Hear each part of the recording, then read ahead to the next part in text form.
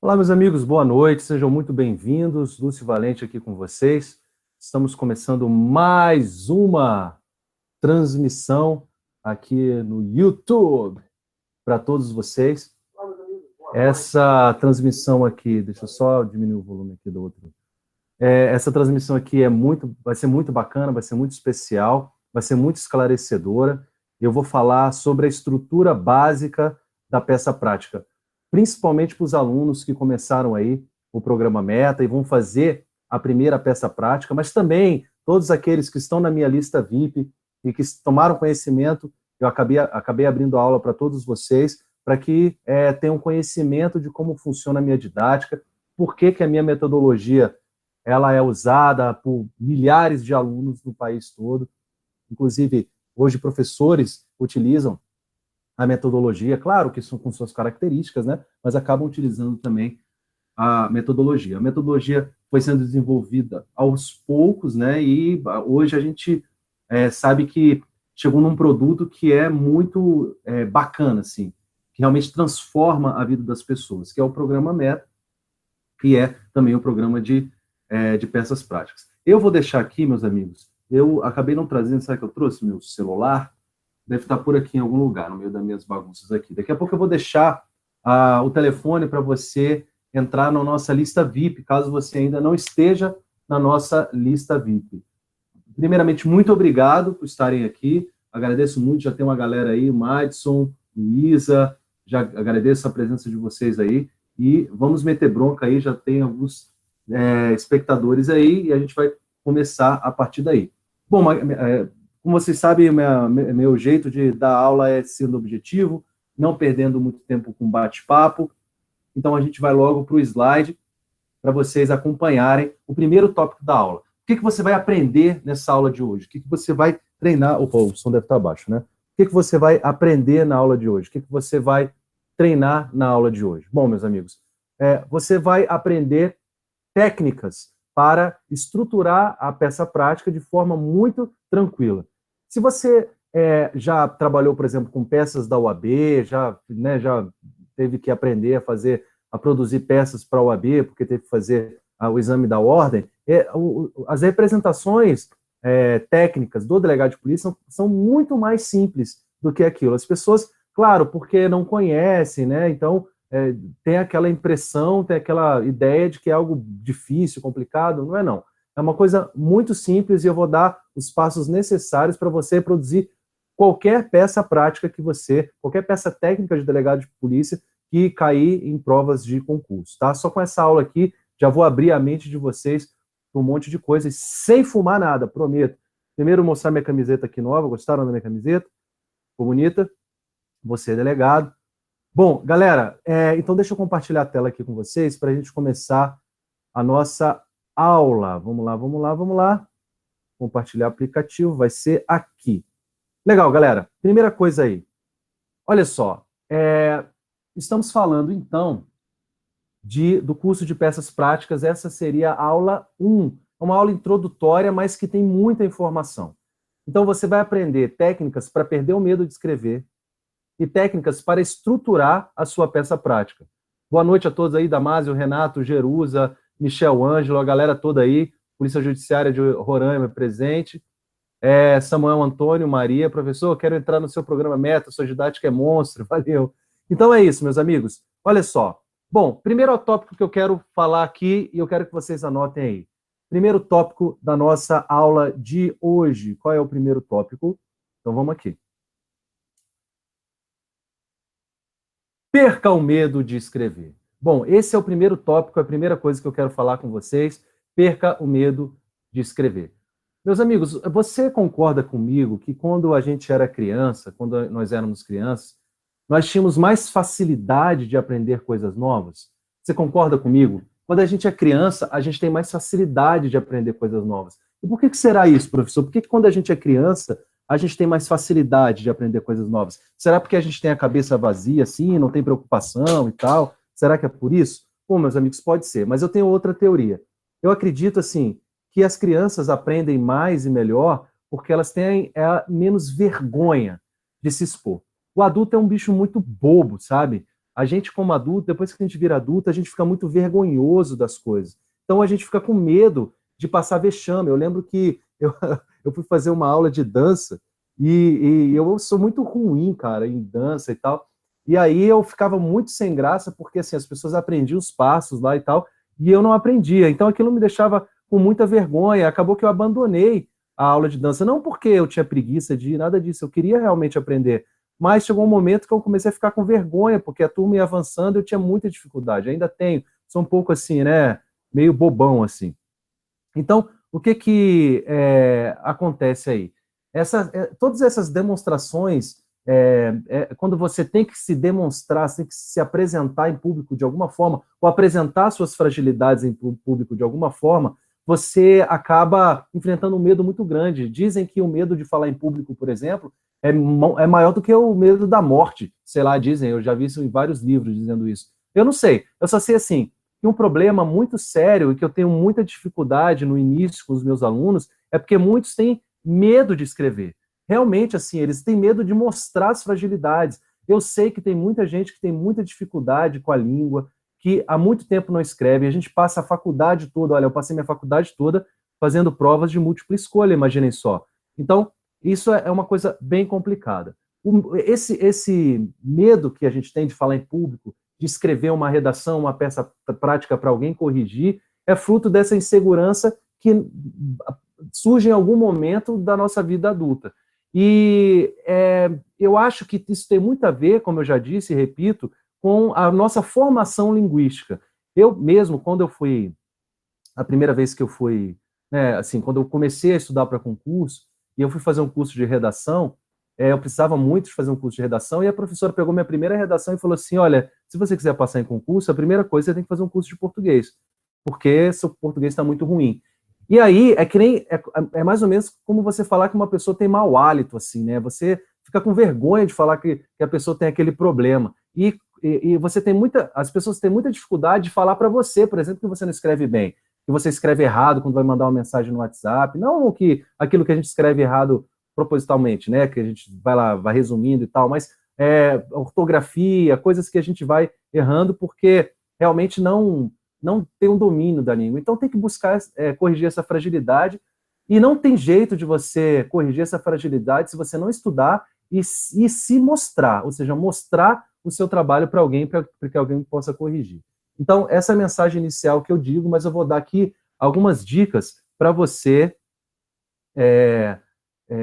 enfrentar esse medo de escrever. E esse enfrentamento pode ser utilizado para outras coisas também, como falar em público e tal. Vai ser bem rapidinho aqui, vão ser 1, 2, 3, 4, 5 dicas bem rapidinhas para você aprender a enfrentar esse medo de escrever. Porque você precisa escrever, não tem jeito. Você precisa escrever. E se você tem medo de escrever, sinto muito, mas você não vai atingir a qualidade necessária para ser um bom delegado de polícia. Gente, um bom delegado de polícia ele tem que ser bom de caneta. Se ele não for bom de caneta, esqueça. Então, não importa se você é fera em penal, processo penal, constitucional, administrativo, se está estudando 8 horas por dia. Se você não corrigir essa fragilidade e se não tiver alguém olhando isso para você, você vai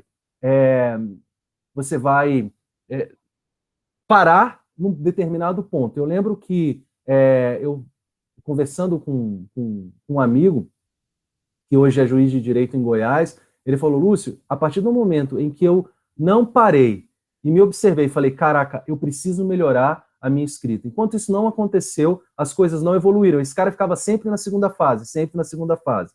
Então, eu vou dar 5 dicas para vocês enfrentarem esse medo de escrever. Galera aí do Periscope, estou fazendo uma transmissão ao vivo aqui para o YouTube. Entre lá, se você quiser ver os slides, acompanhem lá, por favor, lá no canal Lúcio Valente, tudo bem? Então, eu não vou poder dar muita atenção para vocês. Então, primeira dica aí. 5 dicas, então, para perder o medo de escrever, de apresentar, de escrever a sua peça prática, de escrever a sua redação. Primeiro, seja aberto ao feedback. Essa é a primeira coisa.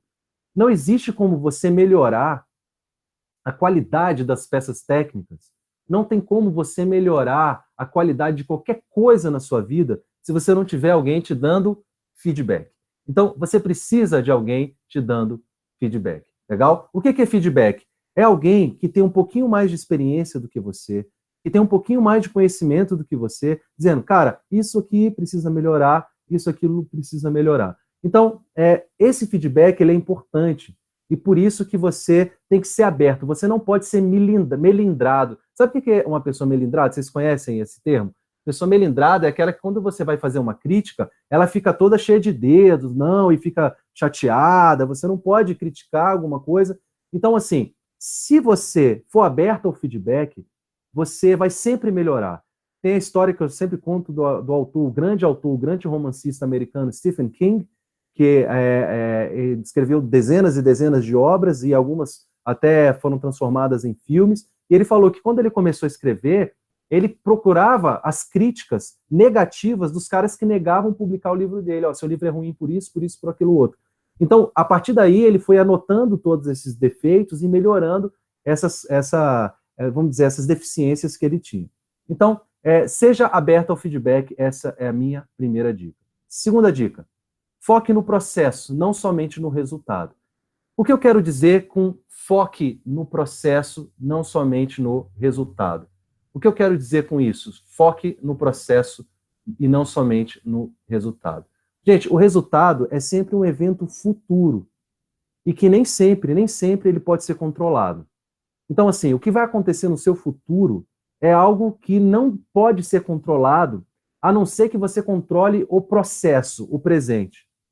O processo, o que é o processo? É justamente o evento presente e ele pode ser medido e controlado. O que você faz hoje, agora, ele pode ser medido e controlado. O que vai acontecer amanhã, você já não pode medir e controlar. Então, o que você tem que aprender é a controlar o agora.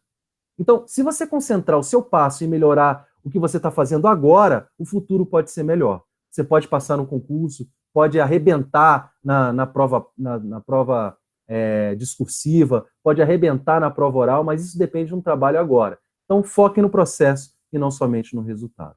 Terceiro, feito é melhor do que perfeito. Feito é melhor do que perfeito. Muitas pessoas, eu tenho eu tenho observado isso entre meus alunos, alguns dos meus alunos, que eles evitam mandar a peça escrita porque eles ficam com medo, vamos dizer, de de eu fazer alguma observação, e como eu falei no início, né, de demonstrar uma determinada fragilidade. Gente, a ideia é produza e tenha feedback. Não precisa ser de mim, você não precisa adquirir o meu programa. Peça para algum colega ler o seu material, ver se não está muito ruim. Peça para alguém que tem um pouquinho mais de experiência do que você, alguém que esteja estudando há mais tempo, para dar uma olhada no que você escreveu, para você ter esse feedback. E faça. Não espere ficar perfeito, porque a perfeição, gente, primeiro que não existe. Segundo que, para melhorar, você precisa melhorar o processo, como eu digo. Então, feito é melhor que perfeito.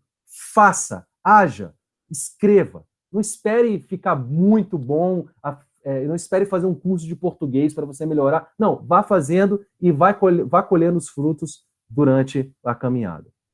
Quarto, domine a técnica. Aí é uma coisa muito importante também. Você tem que dominar a técnica. Gente, meus amigos, escrever requer técnica. Escrever requer técnica. Se você não domina a técnica, não adianta nada, não adianta coisa alguma. Você tem que dominar a técnica. Escrever demanda técnica. Se você vai fazer uma redação discursiva, por exemplo, tem uma técnica. Se você vai escrever um romance, tem outra técnica. Se você vai escrever humor, tem outra técnica. Tudo tem técnica. Para escrever uma peça técnica de delegado de polícia, você também tem que ter técnica. E é isso que eu vou ensinar para vocês na aula de hoje. A técnica de como produzir uma peça prática. Aliás, produzir qualquer peça prática que você precisar numa prova de delegado. Então, é muito importante que você entenda que você precisa dominar a técnica. Né? Não se preocupe se você foi ou não um excelente aluno de redação, ou foi um excelente aluno de OAB, não interessa. Aqui eu vou ensinar para vocês a técnica específica de produzir uma peça técnica de delegado de polícia. Tudo bem? Então, aqui essa técnica, ela serve para produzir esse tipo de redação. E é isso que você vai aprender nessa aula de hoje, pelo menos a estrutura básica para você poder caminhar sozinho, se você quiser. Os alunos do programa Meta, eles vão ter um acompanhamento, feedback da minha equipe e tudo supervisionado por mim, tudo bem? Eu leio todas as correções, eu acompanho todos os feedbacks, beleza? Legal. E por fim, mantenha a mente no prêmio final. Manter a mente no prêmio final é importante para que você saiba que aquilo que você está fazendo agora vai ter um resultado no futuro e você e por isso você deve acreditar que seus esforços serão compensados. O que você quer como prêmio final, você tem que ter muito claro na sua mente, é passar na prova de delegado de polícia. Então, a aprovação é seu prêmio final. Não perca, não pare de sonhar com isso. É muito importante que você sonhe com isso. Tudo bem? Então, para que isso aconteça, você tem que sempre relembrar o seu objetivo. Isso faz com que você foque no processo e aceite as suas deficiências, tá? E eu estou aqui para te ajudar nessa caminhada. Beleza, meus amigos? Então, sobre o primeiro tópico, é isso. Deixa eu parar, interromper o compartilhamento. Bom, meus amigos, então, é isso. Eu acho que com essas dicas aí, você pode começar a enfrentar o medo de escrever, tá? Então, o medo é uma coisa natural. Ela existe porque nós, como adultos, repito, a gente tem medo de apresentar as nossas fragilidades em público para outra pessoa. Isso é natural. Você tem que acostumar, tem que se calejar. Tudo bem? Legal. Então, deixa eu abrir o outro slide aqui para a gente dar continuidade. Bom, esse foi o primeiro tópico da aula, como enfrentar o medo de escrever. Eu acho básico, eu acho importante falar disso, porque são coisas que geralmente não se fala. Gente, tem um bicho voando aqui. Espero que ele não... Bom, acho que é um besouro. O besouro não morde, não, né? Então, beleza. Legal. Deixa eu compartilhar outra tela aqui para a gente ir para o outro slide. É um besourinho. É porque choveu aqui em Brasília. E aí os bichinhos ficam em polvorosa. Legal. Então, meus amigos, olha só. Apareceu o outro slide aí para você. Curso de peças práticas. Legal. Agora, vou falar das peças em si. A galera que está me acompanhando aí no Periscope, estou transmitindo ao vivo aqui pelo YouTube essa aulinha aqui, beleza? Legal. Curso de peças práticas. O que a gente vai aprender nesse curso de hoje? Nós vamos aprender um modelo Coringa, um modelo que vai servir para virtualmente qualquer peça que você for produzir. Esse modelo aqui, ele é mágico, galera. Esse modelo aqui, ele vai fazer você dominar a estrutura básica da peça, de qualquer peça que você precisar produzir. Legal? Então, é muito importante que você conheça essa estrutura básica, e essa estrutura básica pode ser repetida virtualmente em qualquer peça. Tudo bem? Uma adaptaçãozinha ou outra, mas ela funciona muito bem, né? Isso serve para facilitar o seu trabalho. Você tem que chegar na hora da prova com essa estrutura na cabeça, porque essa estrutura vai fazer com que você tenha segurança em escrever, porque você sabe o passo a passo. Eu vou te dar o passo a passo. Você vai fazer isso primeiro, depois você vai fazer isso, depois você vai fazer aquilo. E com esse passo a passo, com a estruturação do modelo Coringa, tudo vai ficar mais fácil na sua vida. Tudo bem? Prometo para vocês. Existem, meus amigos, centenas de modelos de representação na internet. Mas o que eu estou propondo aqui é uma facilitação para que você construa o seu próprio modelo a partir de uma estrutura básica que eu vou te ensinar. Quando você tiver isso na cabeça, você não precisa mais ter modelinho de internet. Você mesmo pode utilizar essa estrutura e aí você vai trabalhar essa estrutura do jeito que você quiser. Tudo bem? Então, é muito importante que você tenha essa estrutura básica na sua cabeça. Legal? Bom, próximo slide aí. Elementos do modelo Coringa. O que você tem que saber e o que toda peça deve conter? O que a sua peça obrigatoriamente deve conter? Primeiro, o endereçamento. Primeiro elemento, endereçamento. Segundo elemento, o preâmbulo. Terceiro elemento, a descrição dos fatos. Quarto elemento, a descrição do fumus comissi delicti, ou fumus boniuris, autoria e materialidade. E quinto, periculo in libertatis ou periculo in mora, e o pedido. Então, são 6 elementos que você tem que saber. Tudo bem? 6 elementos. Endereçamento, preâmbulo, descrição dos fatos, fumus, periculo e pedido. Endereçamento, preâmbulo, fatos, fumus, periculo e pedido. Legal? Então, vamos ver cada um desses 6 pontos aí. Vamos ver o que você tem que colocar em cada um desses pontos aqui para você estruturar o seu modelo Coringa, para que sua peça fique profissional, para que sua peça fique de primeira qualidade.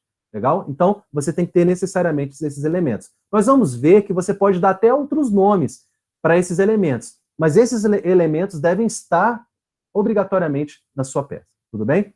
Então, qual é o primeiro elemento que nós vamos estudar aqui, meus amigos que estão me acompanhando pelo YouTube e pelo Periscope? Qual é o primeiro elemento que deve conter aqui? Bom, o primeiro elemento vai ser o endereçamento. E é isso que nós vamos ver aqui no nosso próximo slide. Legal, meus amigos, olha só.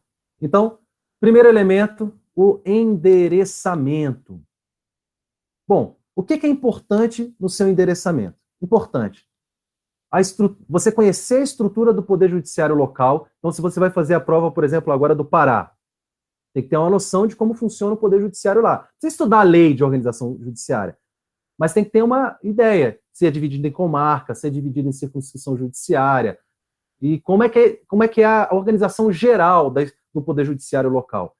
Isso é muito importante, tá bom? Então, todas as vezes que você for fazer uma prova, vai fazer para Goiás, vai fazer para o Mato Grosso, vai fazer para o Pará, vai fazer para o Ceará, vai fazer para a Bahia. Você dá uma olhada na estrutura do Poder Judiciário local para não endereçar, não fazer o endereçamento equivocado, tudo bem? Pode ser que você nem perca ponto com isso, mas perde já ali em qualidade da peça. Isso pode afetar, mesmo que indiretamente, a sua pontuação. Segundo, não use abreviaturas. Não abrevie. Nós vamos ver como você vai fazer. E terceiro, estude as regras de competência. Estude as regras de competência. Vamos ver esses elementos e como você vai estruturar. Bom, primeiro nós temos os modelos básicos aí, né? Nós temos os modelos básicos de endereçamento. Eu botei 3 aí. O da Justiça Estadual, da Justiça Federal, da Justiça do Distrito Federal. Só para você ver que há diferença, para você ver que há diferenças aí. Olha aí, excelentíssimo senhor juiz de direito seria juiz da Justiça Estadual. Veja, meus amigos, que eu gosto de colocar em minúsculo, não em caixa alta, mas cada palavra começando com a letra maiúscula. Excelentíssimo senhor juiz de direito. Professor, precisa colocar excelentíssimo senhor doutor magnânimo, gostoso e cheiroso juiz de direito? Não. Fica exagerado, fica pedante. Bota só, excelentíssimo senhor. Pronto, excelentíssimo senhor. Pode colocar excelentíssimo juiz, mas acho que excelentíssimo senhor está de bom tamanho. Excelentíssimo senhor juiz de direito da comarca, da vara, enfim, criminal da comarca, da vara, da circunscrição, enfim, da vara criminal de. Então, excelentíssimo senhor juiz de direito da criminal da comarca de. Então, por exemplo, excelentíssimo senhor juiz da vara criminal da comarca de Salvador, Bahia. Tem um exemplo, tudo bem? Então, juiz da Justiça Estadual. Legal? Ou excelentíssimo senhor juiz de direito da vara do Tribunal do Júri da comarca de Salvador, Bahia. Seria juiz da Justiça Estadual. Juiz da Justiça Federal. Excelentíssimo senhor juiz federal da tal vara, se tiver indicado, você vai colocar, senão você nem coloca. Da seção judiciária de, esse D aqui está errado. Esse D tem que ser em minúsculo, tá? O D tem que ser em minúsculo. Legal? E juiz da Justiça do Distrito Federal. Aqui no Distrito Federal, nós não temos comarcas, nós temos circunscrição judiciária. Só para dar um exemplo de que há situações que você precisa saber. Se você for fazer um concurso aqui para o Distrito Federal, você tem que saber que aqui nós não temos comarca, nós temos circunscrições judiciárias. Então, a dica fica aqui, a dica básica, né? Conheça, tenha uma noção de como funciona a estrutura do Poder Judiciário local. Beleza? Legal, legal, legal, legal. Então, regras de competência. Meus amigos, é muito importante, porque no endereçamento você vai ter que fazer você vai ter que destinar, você vai ter que endereçar essa representação para o juiz ou virtualmente competente, vamos dizer assim, né? Porque se ele falar se ele de alguma forma decidir nessa representação, ele vai ficar prevento. Importante que você tenha isso bem estudado, vamos dizer assim. Se você tem dificuldade com as regras de competência, eu indico que vocês estudem isso legal num bom manual de processo penal. Eu vou dar umas dicas aqui, só para que a gente possa relembrar alguns tópicos importantes. Bom, a competência do Código de Processo Penal está prevista basicamente no artigo 69 e seguintes. Artigo 69, 69 e seguintes do CPP. Bom, lá no 69, a gente tem o ludonadisco prepre. Lá no artigo 69, nós temos o ludonadisco prepre. Professor, o que é o ludonadisco prepre? O que é o ludonadisco prepre? Bom, ludonadisco prepre é a descrição que está no artigo 69. O artigo 69 diz: determinará a competência jurisdicional, o lugar da infração, lu, o domicílio ou residência do réu, do, a natureza da infração, na, a distribuição, diz, a conexão, continência, co, a prevenção e prerrogativa de função, prepre. Então, ludonadisco prepre. Quais são as regras de competência? Ludonadisco prepre. Lugar, domicílio, natureza, distribuição, conexão, prevenção e prerrogativa de função. Legal? Ludonadisco prepre. Mas disso tudo, o que você precisa saber legal é em relação ao lugar. Essa regra em relação ao lugar do crime, que é a primeira, do inciso 1 do 69. Em regra, a competência é o lugar da consumação do crime. Essa é a regra. Tudo bem? Essa é a regra. Então, essa é a mais importante no trabalho do delegado de polícia. Saber o local da consumação do crime. Esse aqui, tá bom? Esse é o mais importante. O resto, para os fins de atividade policial, não são tão importantes, tá bom? Mas saber o lugar da consumação é muito importante. Agora, essa é a regra. Mas a gente sabe que a jurisprudência criou diversas exceções, e a própria lei criou diversas exceções para essa regra. Eu coloquei aqui algumas exceções só para vocês se lembrarem, se recordarem, mas lembro, é só para a gente relembrar aqui. Se você tiver alguma dificuldade em competência em processo penal, pegue um bom manual, pode ser aí do Renato Brasileiro, pode ser aí do Néstor Távora, pode ser qualquer desses bons autores aí, e estudar as regras de competência. Mas aí tem algumas coisas que a jurisprudência criou. Por exemplo, olha, se o crime for de fraude de emissão de cheque sem fundo, a competência vai ser do juiz do local onde se der recusa pelo banco sacado. Banco sacado é onde o titular da conta, onde o cara tem a titularidade da conta. Por exemplo, eu tenho a titularidade do meu banco, aqui na Asa Norte, Distrito Federal. Asa Norte, Distrito Federal. Lá é o meu banco sacado. É onde eu tenho conta, ok? Então, quando o cara vai emitir um cheque sem fundo, o local onde se der a recusa pelo banco sacado é onde se deu a consumação. O banco sacado é onde o cara que é titular do cheque, ele é titular da conta. Tudo bem? Estelionato, local onde a obtenção da vantagem ilícita. Estelionato, local onde se deu a vantagem ilícita. Legal? Contrabando e descaminho é o juiz federal do local da apreensão dos bens. Crimes de menor potencial ofensivo, de acordo com a Lei 9.099, é o local da ação ou omissão. E homicídio com socorro da vítima para outro local é o local onde ocorreu o evento e não do hospital onde a vítima faleceu. Porque é muito comum a vítima morrer na periferia e ser levada para o centro da cidade ou para um hospital grande, e ali ela acaba falecendo naquele hospital. Então, a regra de competência, no caso de homicídio aí, seria local onde ocorre o evento. Tem outros, professor, tem outros. Eu só dei um exemplo de quão importante é você saber essas regras de competência. Tudo bem? Não, o direito alfa não está conseguindo ler. Direito alfa, pode ser que depois, quando você rever esse vídeo, ele melhore um pouco para você, tá bom?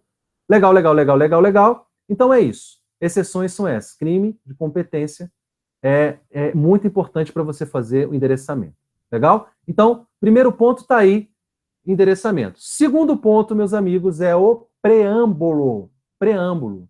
Bom, duas coisas são essenciais no preâmbulo. Duas coisas são essenciais no preâmbulo. A fundamentação legal e o nome da representação, o nome da peça, ok? O nome da peça. Então, duas coisas são essenciais no preâmbulo. A fundamentação legal e o nome da representação. Duas coisas. A fundamentação legal, por exemplo, prisão temporária, Lei 7960 de 89. Aí você vai botar nome da representação, prisão temporária. Professor, como é que eu memorizo isso? Meu site essa semana vai ficar pronto, eu vou subir lá para vocês, assim que o site ficar pronto, um guia rápido. Meus alunos já têm esse guia rápido. Os meus alunos já têm um guia rápido. Mas eu vou baixar para vocês, vou subir para vocês para o site, um guia rápido das principais representações, já para você memorizar a fundamentação legal e o nome da representação. Se você memorizar isso, também você ganha muita agilidade. É muito importante você indicar a fundamentação legal. Muito importante. Isso demonstra domínio sobre a legislação. Legal? Legal, legal, legal, legal. Lívia, esse material está disponível no site? Esse material sim vai estar disponível no site. Esses slides todos vão estar disponíveis no site. Tudo bem? Assim que o site ficar pronto, estou quase para matar o pessoal da 2Bs lá, que está fazendo um trabalho excelente. Está ficando lindo, lindo, lindo, lindo. Mas, tá, como sempre, esse povo de site atrasa a gente. Mas é isso aí. Duas coisas. Legal. Qual é o modelo básico de preâmbulo? Estou falando de um modelo básico aqui, tá? Com esse modelo básico, você pode andar para onde você quiser, tá? Bom, o que eu coloco em todas as representações? Eu boto assim, olha. O delegado de polícia, ao final assinado, no uso de suas atribuições legais, previstas no artigo 144, parágrafo 4º da Constituição Federal, bem como a Lei 12.830 de 2013. Eu sempre coloco o artigo 144, parágrafo 4º, e coloco também a Lei 12.830 de 2013, que são as fundamentais. Se você quiser colocar algum decreto local, alguma legislação local, estadual, que fale sobre a atividade do delegado de polícia, por exemplo, aqui no Distrito Federal, a lei orgânica fala também da atividade do delegado de polícia, mas eu não coloco. Eu boto só o artigo 144, parágrafo 4º, e a Lei 12.830 de 2013. Então, as atribuições estão previstas no 144, parágrafo 4º, e na Lei 12.830. Com fulcro na lei, aí aqui você vai botar a fundamentação legal. Lei 7960 de 89, por exemplo, que é a prisão temporária. Vem a presença de Vossa Excelência oferecer representação por prisão temporária, prisão preventiva, interceptação telefônica, busca e apreensão, o que for.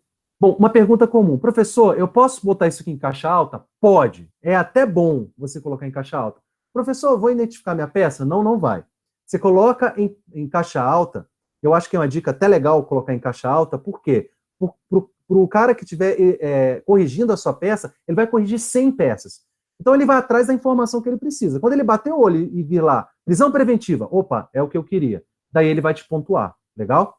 Então, é isso. Em desfavor de José da Silva, se for o caso, pelos fundamentos de fato de direito a seguir expostos. Pronto.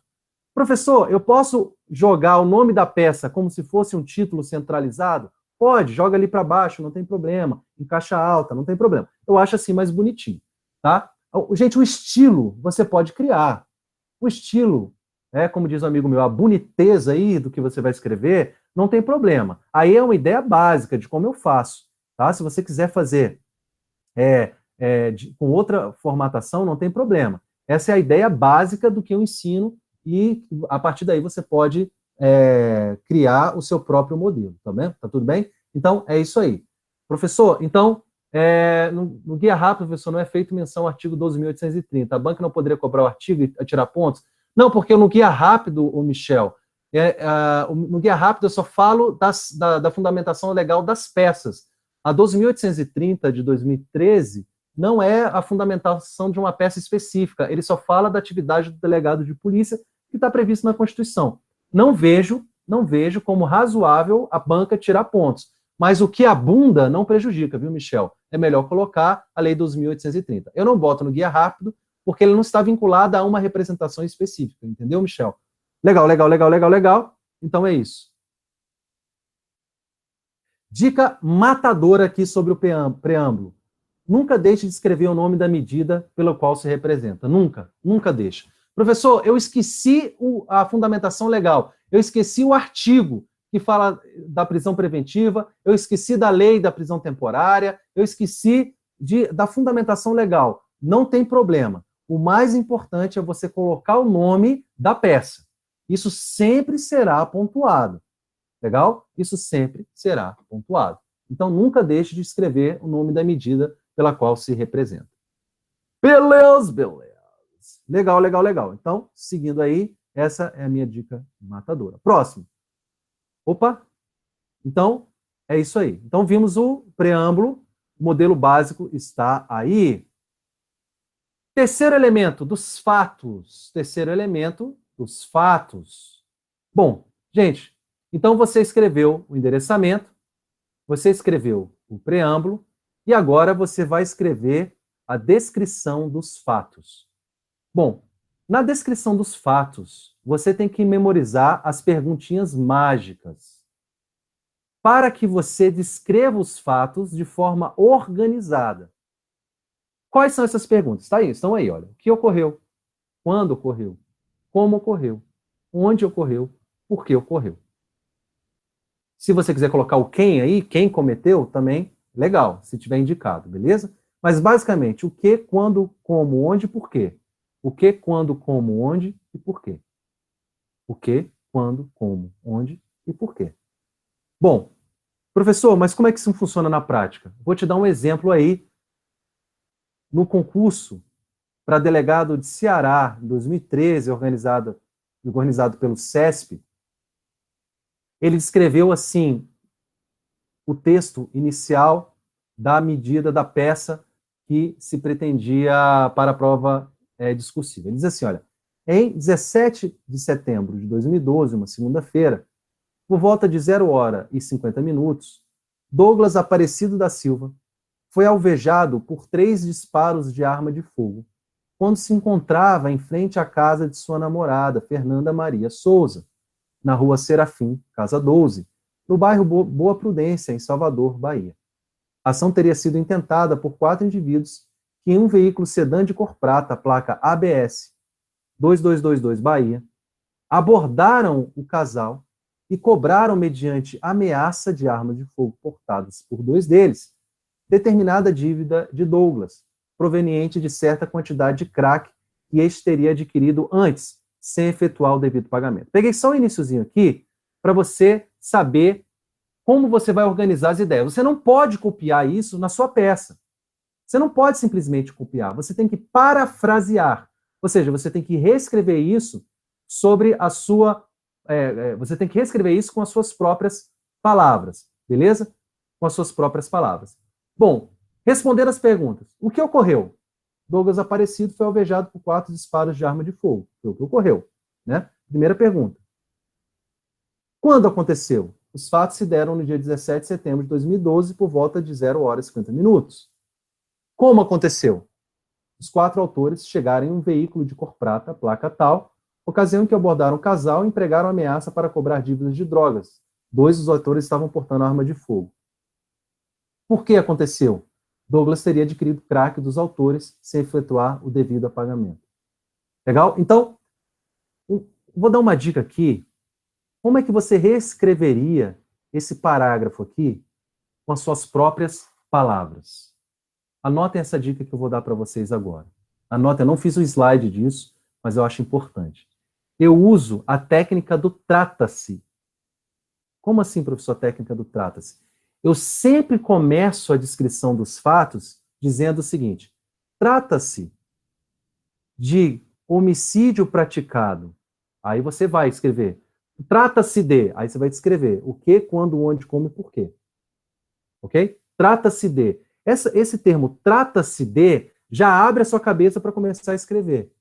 Porque o difícil é começar. Então, trata-se de homicídio praticado contra Douglas Aparecido da Silva, o qual foi alvejado por disparos de arma de fogo. E aí você vai reescrevendo com as suas palavras, não copie. E use a técnica do trata-se. Inicie a descrição dos fatos com trata-se, ok? Ou cuida-se. cuida-se. Trata-se, cuida-se, é a mesma coisa. Legal? E aí, essa é a descrição dos fatos. Legal. Descrever os fatos. Bom, aí você vai entrar nos elementos da cautelar. Nos elementos das cautelares. Quais são os elementos das cautelares? Pode ser que esse gráfico fique realmente pequeno para vocês. Tá bom? Mas esse triângulo no meio aqui está descrevendo os elementos. Tá bom? Os elementos. Elementos.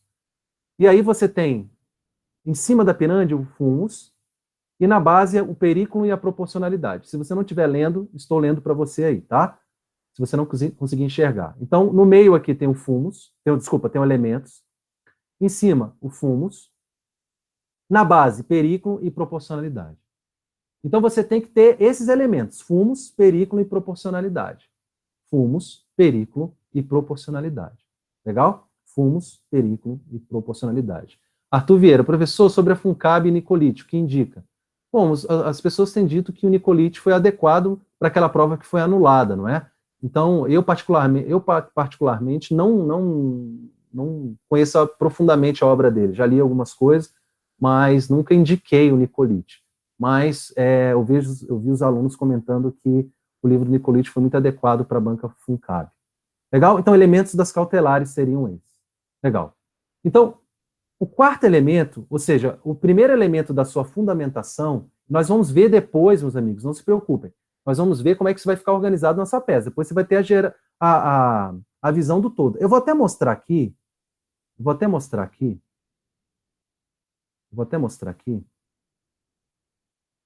Olha. Olha a estrutura básica. Olha a estrutura básica aí. Excelentíssimo senhor juiz de direito da comarca, só para você não perder, porque a gente vai vendo os pedacinhos e aí você acaba perdendo a visão do todo. Olha como que é a estrutura básica do modelo aí. Endereçamento, excelentíssimo senhor juiz de direito. O preâmbulo, o delegado de polícia ao final assinado. Dos fatos, o que, quando, onde, como e porquê. Do fumus comissi delicti, indicação da materialidade e indício de autoria, mais a tipificação. Do perículo in libertatis, fundamentos para a decretação da medida e do pedido. Então, essa é a estrutura que vai estar na sua peça. Legal? Então, a gente já viu aqui o endereçamento, a gente já viu o preâmbulo, nós já vimos a descrição dos fatos e agora a gente chegou no fumus. Beleza? Tá dando para ver, não? Alexandre, tá dando, não?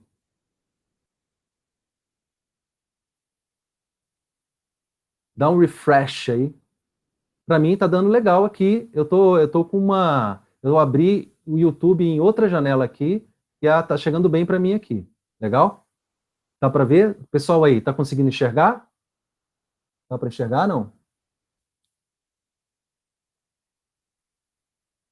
Me dê um feedback aí se vocês estão conseguindo enxergar a estrutura básica. Nada? Tá não? Ninguém tá vendo? Ana Carolina disse que não tá vendo. Direito Alfa disse que também não tá vendo. Bom, mas aqui você tem o endereçamento, a descrição dos fatos, do fumus comissi delicti, do perículo in libertatis e do pedido. Legal? Legal, legal, legal? Beleza? Se está pequeno, tive problema somente com o teria. Sim, tá ok. Beleza, então. Legal, meus amigos. Então vamos voltar lá para aquela tela que nós estávamos antes, né? Para aquela tela que nós estávamos antes. Ok? O que ocorreu está aqui.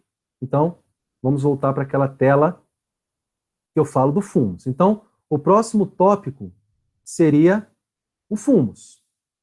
Bom, o que seria o fumus, meus amigos? O que seria o fumus? O fumus seria a prova da existência do fato, que é a própria materialidade, e os indícios de autoria do crime. Então, o que você vai escrever no fumus, meus amigos? A prova da existência dos fatos, do fato, e o indício de autoria. Esse seria o fumus. Prova da existência dos fatos e os indícios de autoria. Esse seria o fumus. Legal. Então, quando você for descrever os fatos, você tem que provar que o crime existiu, ou seja, demonstrar a materialidade, indicar os indícios de autoria. Professor, eu preciso identificar o que é materialidade, o que é indício de autoria?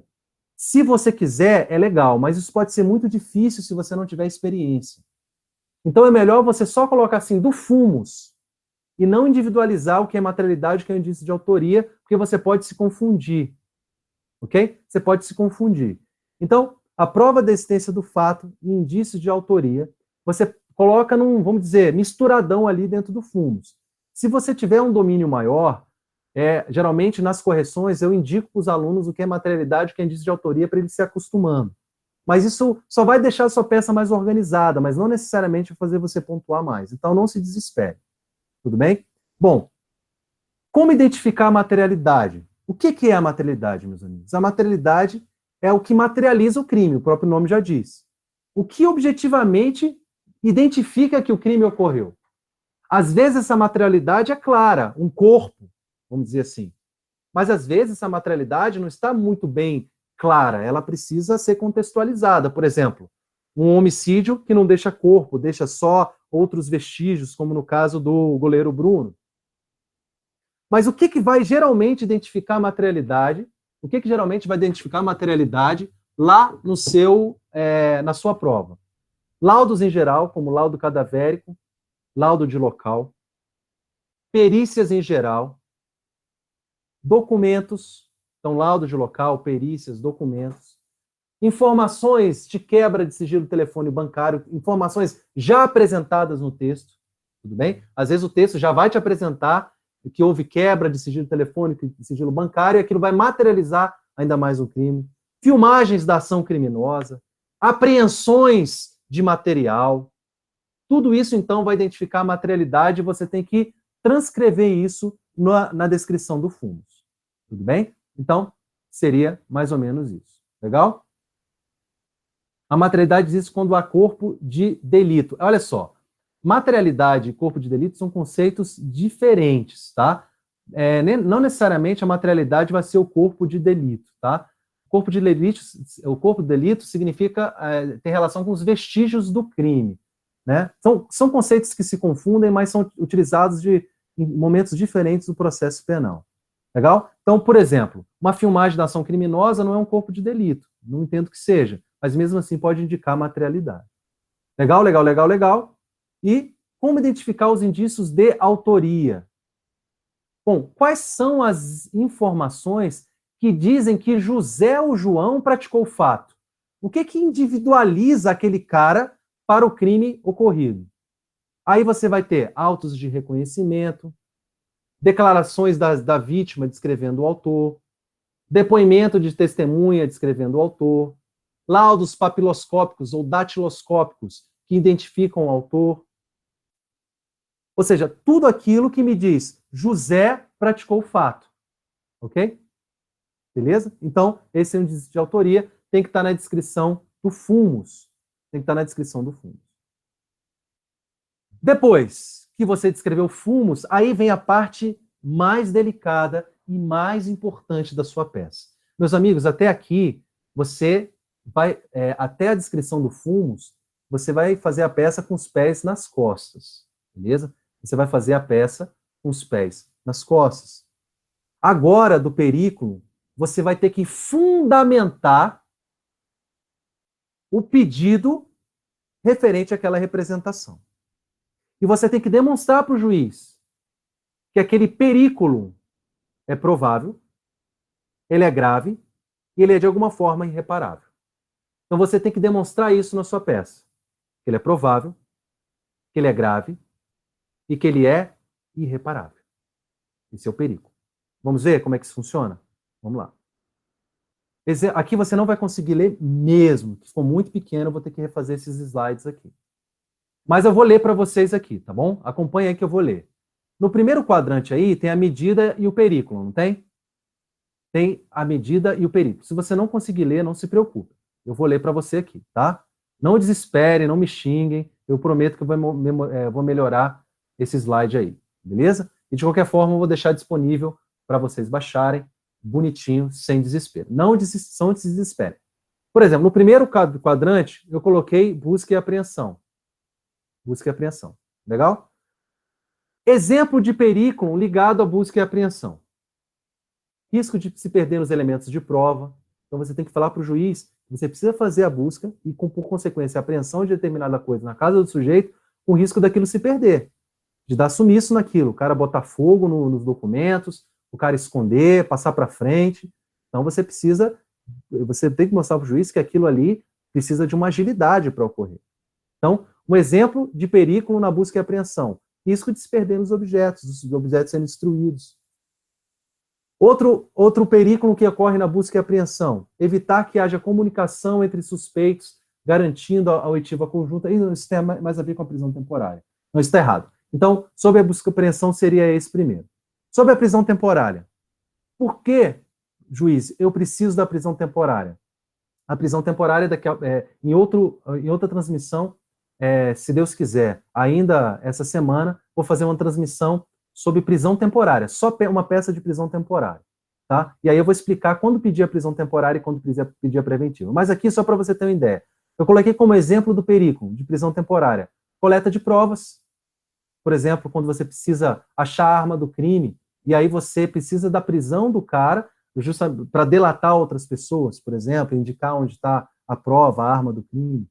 Facilitar determinada atividade investigativa, por exemplo, oitiva de suspeitos, de forma simultânea. Às vezes a gente pede a prisão temporária, a Lava Jato faz muito isso. Pede a prisão temporária de várias pessoas e cumprem a prisão numa operação só para evitar que elas se comuniquem. Isso é muito legal, muito interessante. É uma coisa muito utilizada na prisão temporária, que antigamente não gostavam, os juízes não gostavam de fazer isso, voltando aqui para mim. Então, você pode pedir a prisão temporária, por exemplo, fundamentando que precisa ouvir todo mundo ao mesmo tempo. Alguns juízes não gostam disso, mas é uma prática que tem sido utilizada na Lava Jato e tem dado muito certo, porque aí você ouve todo mundo junto, não dá tempo de combinar. Em investigações, eu já fiz isso algumas vezes, tá bom? Então, isso é importante também. Isso é importante também. Legal, meus amigos? Legal, legal, legal, legal. Bom, voltando aqui. Então, o que vai ser o perículo? O que vai ser o perículo? Vai ser a fundamentação em si. O porquê você precisa da medida. Tente descobrir na peça a razão pela qual você precisa da medida. E indique isso ao juiz. Legal? Muito bem. Bom, próximo, vamos compartilhar aqui. Próximo slide aí. Prometo que melhorar da próxima vez, realmente não ficou a contento, né? Esses slides aí ficaram muito pequenos. Legal, legal, legal, legal. Próximo aí. Bom, o perículo, ele deve ser grave. E aí eu coloquei mais claramente aí alguns exemplos.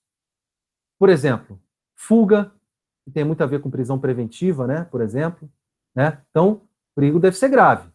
Por exemplo, um caso de fuga, um caso de destruição de provas, inutilidade da prova, ou seja, inutilizar a prova, ou se aquela medida não for realizada naquele momento, não ser mais viável realizar a atividade investigativa. Isso acontece muito na interceptação telefônica, a gente precisa fazer, porque se fizer em outro momento, a gente vai inutilizar a própria produção da prova, né? Impossibilidade de adiar pela natureza da medida, né? Então, tudo isso tem a ver com perigo. Isso você pode demonstrar para o juiz, e cada caso é um caso. Você tem que mostrar para o juiz por que aquele perigo é grave, por que aquilo precisa ser decretado naquele momento. Legal? E o dano deve ser provável. Você tem que mostrar para o juiz que o dano é provável. Ou seja, se ele não... Você tem que mostrar para o juiz, ou para o examinador, para quem você está fazendo a prova, que se ele não decretar aquela medida, você vai ter consequências, e é bom você indicar essas consequências na sua peça. Legal? É bom você indicar as consequências na sua peça. Daqui a pouco eu vou mostrar uma peça completa escrita para que você entenda o que eu estou falando. Então, provável, dano é inevitável, sem a medida cautelar. E a proporcionalidade, ou seja, necessidade e adequação. É muito importante que você demonstre para o juiz a imperatividade da medida e também que ela é a mais adequada. Isso é muito importante, principalmente quando você vai pedir interceptação telefônica, porque na interceptação telefônica você tem o caráter da subsidiariedade da interceptação. Você só pode pedir a interceptação quando você só pode pedir a interceptação quando você não tiver outra medida capaz de chegar a um resultado eficaz. Legal? Beleza, meus amigos, meus amigos, meus amigos? A galera está perguntando aí sobre o programa Meta. Em novembro teremos uma nova turma, tá, meus amigos? Em novembro teremos uma nova turma. Se você não participa ainda da nossa transmissão Meu celular deu um problema aqui, até caiu o Periscope. Mas, deixa eu ver o número da transmissão. Quem tiver aí, meus amigos, coloque no chat. Quem faz parte da lista de transmissão do WhatsApp, pode, por favor, colocar o número, porque é um número que eu utilizo só para isso, eu não memorizei aqui. Para a galera que quiser acompanhar as minhas dicas lá no WhatsApp, receber gratuitamente as minhas dicas no WhatsApp. Alguém pode adicionar aí? Se você estiver na lista, você vai saber quando vai ser a próxima turma. Você vai saber quando vai ser a próxima turma do programa Meta, tudo bem? Se alguém puder colocar aí para mim, por favor, o telefone, fazer essa gentileza, aí depois eu escrevo aqui no slide aqui. Sou novo no canal, podemos sugerir temas? Como funciona? Gostaria de aula sobre aborto. Bruno, pode sim. Alguém vai colocar aí, por favor, o número do WhatsApp, assim que eu conseguir ligar meu celular também, e aí eu vou deixar o número do WhatsApp para você indicar os temas que você gosta, tá bom? Legal, legal, Luísa, obrigado, obrigado. Deixa eu só achar aqui. Ah, legal, obrigado, Jerusa. A Jerusa colocou aqui. Pessoal, peçam para ser adicionado na lista de transmissão. O telefone é esse aí. Obrigado, Ana. 61950061279. A galera que não está na lista de transmissão, é na lista de transmissão que você vai ficar sabendo da próxima turma. Estou abrindo uma turma, estou organizando uma turma para a prova de delegado Pará. Uma turma exclusiva de peças práticas para delegado Pará. Exclusiva de peças práticas para o Pará. Então, você tem que estar no WhatsApp para você receber essas informações. Você vai receber lá as informações da próxima turma, se você tiver nos meus contatos do WhatsApp. Você vai receber tranquilamente para o WhatsApp, sem se desesperar. Diego, obrigado. Legal? Meus amigos, o slide, se você não conseguir ler, basta você dar um refresh aí na página, ou seja, renovar a página, ele costuma melhorar, tá bom? Bom, sexto elemento da peça é justamente o pedido. Olha só como é que ficaria o pedido que é padrão.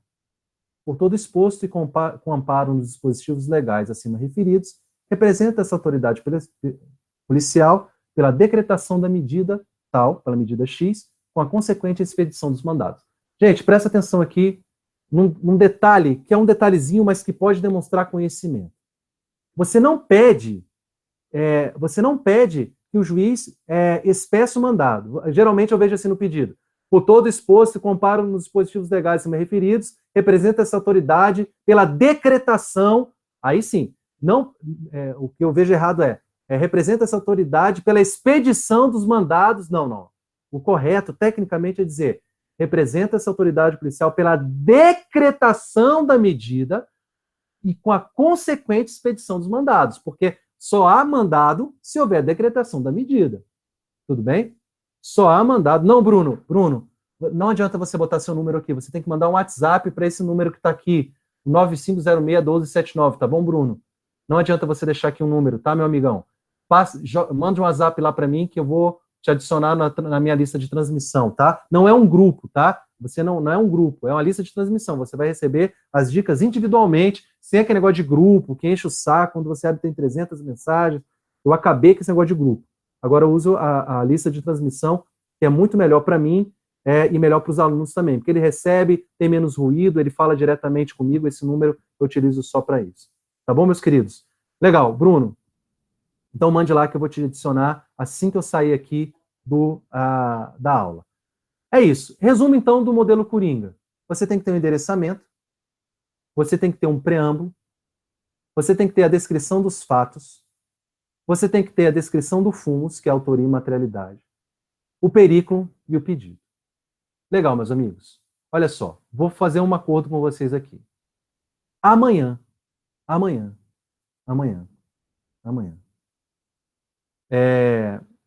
eu vou voltar aqui, presta atenção no que eu estou falando. Amanhã eu vou voltar aqui e nós vamos fazer uma transmissão de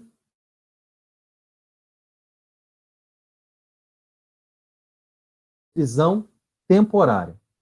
Nessa transmissão de amanhã, eu só vou mandar para a lista de transmissão o horário certinho, eu vou me organizar para preparar os slides para a aula de amanhã. Eu vou aplicar todas essas ideias que eu ensinei nesse modelo de hoje, tá bom? Eu vou aplicar todas essas ideias que eu mostrei na aula de hoje.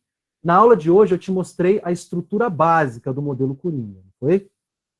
Te mostrei a estrutura básica do modelo Coringa.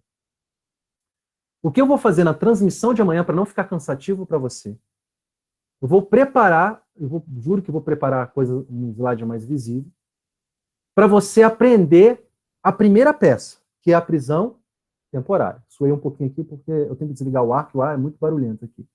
E interfere na nossa transmissão. Amanhã, eu só vou confirmar o horário. Se você tiver na lista de transmissão, que eu vou colocar o número aqui agora para você, caso você não tenha. Vou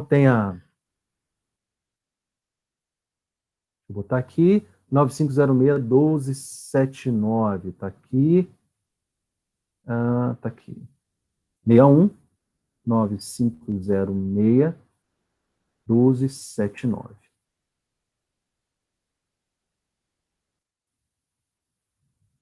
Meia um 9506 1279. Tá pretinho aqui que você enxerga melhor. Tá vendo aí? 9506-1279. Bom, aprendeu, teve a ideia da estrutura Coringa, não é? Sim, professor, tive a ideia da estrutura Coringa. Agora ficou um pouco mais claro. Mas não adianta você saber a estrutura Coringa se a gente não aplicar numa peça prática real. Eu vou ter que aplicar numa peça prática real. E nós vamos fazer isso numa transmissão amanhã. Eu preciso ver como está meu horário, se eu tenho um atendimento no Skype, porque os alunos metas, os alunos do programa Meta, aqueles que pagam o programa Prêmio, têm direito a conversar comigo pessoalmente, individualmente, pelo Skype.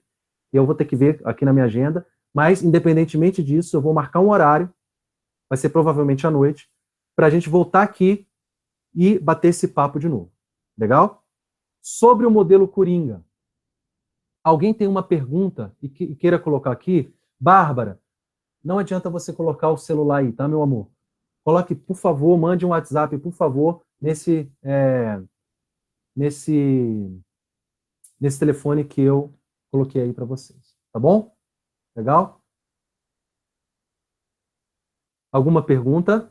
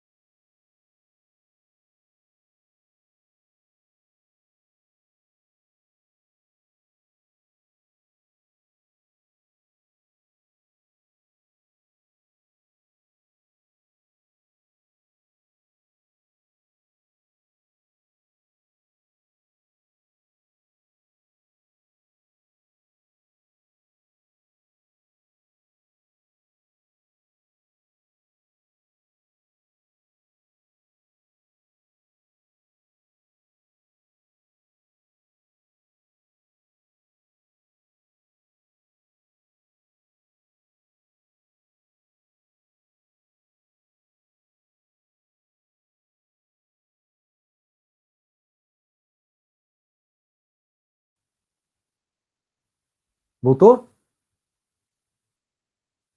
Voltou. Voltou. Eu ia dizendo aqui, a Alessandra perguntou, a Alessandra Iguita, sobre jurisprudência. Alessandra, tem um vídeo aqui no meu canal que eu falo só disso. Como melhorar a sua peça prática. E aí tem a técnica das 3 mulheres, tá? Procure os 3 gatilhos para a peça prática, tá bom? Desculpem aí que eu apertei sem querer aqui o botão aqui. Voltou o áudio aí, tá? Pessoal, é o seguinte, então, a gente vai fazer essa transmissão. Nossa, gente, meu cabelo tá esquisito. A gente vai fazer essa transmissão amanhã. Mais alguma dúvida? Mais alguma dúvida? Professor, o senhor pode explicar? O Bruno Carvalho pergunta. Professor, o senhor pode explicar um pouco mais sobre a materialidade? Sim, Bruno. Eu posso explicar. Vocês estão me ouvindo agora? Estão me ouvindo? A materialidade é a indicação que o crime de fato ocorreu. Tá bom? O crime de fato ocorreu. Então, é a indicação de que o crime de fato ocorreu. Como é que você faz isso? Como é que você faz isso? Bom, você tem que identificar quais são as informações, principalmente periciais, que existem, que demonstram que o fato realmente ocorreu. Essa é a materialidade. Legal? Existe a possibilidade de ter uma peça sob delação premiada? Pergunta o colega Iago Balão.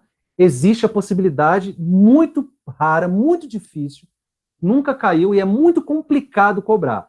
Mas os meus alunos aprendem isso lá no curso, no programa Meta. Tá? Eu posso fazer uma transmissão dando algumas dicas aqui.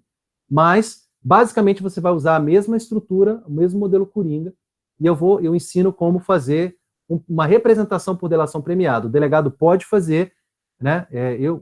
Eu particularmente nunca fiz na minha atividade profissional, mas eu apresento uma forma como os colegas fazem. Inclusive um colega da Polícia Federal que utiliza muito disso, tá? A peça de delegado Pará apontou doutrina e jurisprudência. Como pôr isso na peça? Alexandre, eu vou fazer amanhã, eu vou explicar isso detalhadamente, mas existe um vídeo aqui, deixa eu achar o nome do vídeo, que vocês, eu vou colocar o link do vídeo aqui, que fala só disso. É a segunda pessoa que me pergunta sobre doutrina e jurisprudência, como colocar doutrina e jurisprudência. Existem técnicas muito simples que você, mesmo que você não se lembre qual doutrinador especificamente falou determinada coisa, você com com técnicas bastante simples, você pode, achei aqui o link, você pode melhorar muito a sua peça. Vou colocar o link aqui para vocês.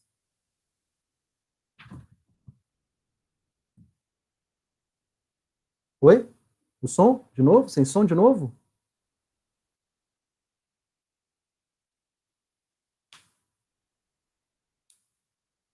Atualizo que o site volta, é isso. Legal, legal, legal, legal. Meus amigos, é isso. Então, eu coloquei o link aí para vocês, quem quiser essa dúvida aí do Alexandre, né? Como colocar doutrina de estudantes. Mas amanhã eu vou dar dicas matadoras, dicas excelentes como você pode fazer isso, mesmo que você não se lembre qual tribunal, qual doutrina falou determinada coisa. Beleza? Legal? Meus amigos, é isso então. Vou deixar aqui com vocês. Agradeço muito, principalmente o pessoal do programa Meta, da turma 14, essa já é a turma 14, está no iniciozinho aí do programa. Assistam essas transmissões que eu estou fazendo, que essas transmissões vão te ajudar muito. Tá? Mais uma vez, meus amigos, entrem aí, por favor, me mandem um WhatsApp nesse número que eu coloquei agora há pouco para vocês, que é o 6195061279, 6195061279. Entrem, por favor. Mandem um WhatsApp para mim. Mande um WhatsApp para mim, que eu vou te adicionar na lista de transmissão e você vai ficar sabendo das próximas turmas. Qual é o problema?